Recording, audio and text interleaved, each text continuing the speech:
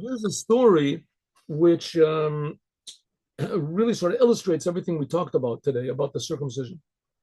There was a Jew that lived about 300 years ago in the time of the Baal Shem Tov, but he lived in Morocco mostly. And his name was Rabbi Chaim ben Attar.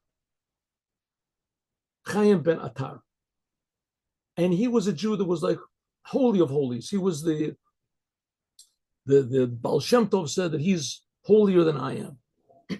Holier than I am. Anyway, the story is like this. He is called Or HaChaim, the book that he wrote, the commentary on the Torah that he wrote. He wrote a lot of commentaries, also on the Talmud. And he was called Or HaChaim HaKadosh. He's one of the few Jews that have the name holy on him. The holy Or HaChaim. That was his name. So the story goes, how did he get this name Or HaChaim HaKadosh, that he was holy? There were a lot of Jews, especially in Morocco. There were thousands of holy tzaddikim in Morocco. There was Rabbi Abu Chatzera, is well known. There was Rabbi Pinto. There was a lot of very, very holy Jews in Morocco. But he was like the holy of holies. Why? So they say a story like this, that he was very close with the king of Morocco. To this very day, the Jews living in Morocco have suffered less and are more accepted by the king and the people than other places. Morocco in some ways is more, how do you say, civilized, if you want to call it, I don't know, of the people anyway. So one of the reasons is because they had always had a positive attitude to the Jews. I mean, there were certain, tragic exceptions to this, but that's what generally was. Once they say a lion got free from the king's zoo, or a lion attacked from the forests around there, anyway, a huge lion. And they didn't know what to do.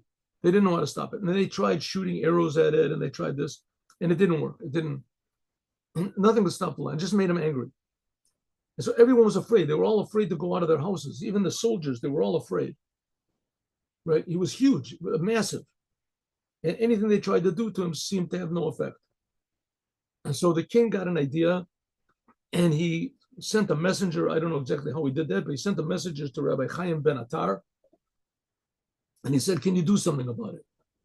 Can you save the people? Right? Nobody can go out there. You can't do any business, can't do anything with this lion.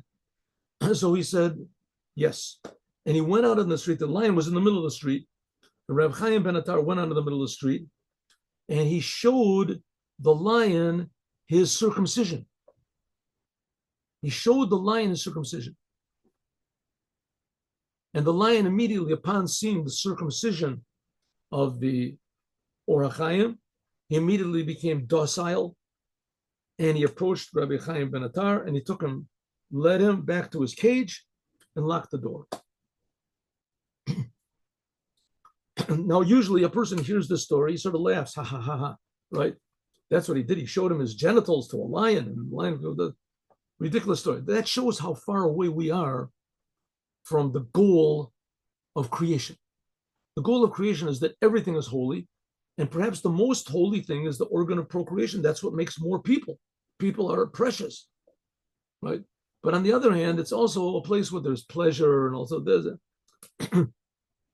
So when we hear that he revealed his circumcision, so it's sort of like a joke to us, because that shows how far away we are from appreciating really what the human body is, and especially that place is. But the Or HaChaim was not. That's, so to speak, what divided him from being an animal.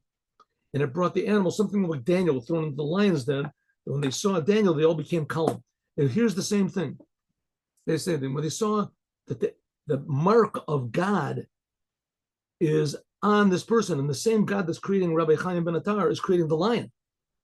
But Rabbi Chaim ben Attar, he has a responsibility and a purpose in the world, and he's fulfilling his responsibility. He's doing it.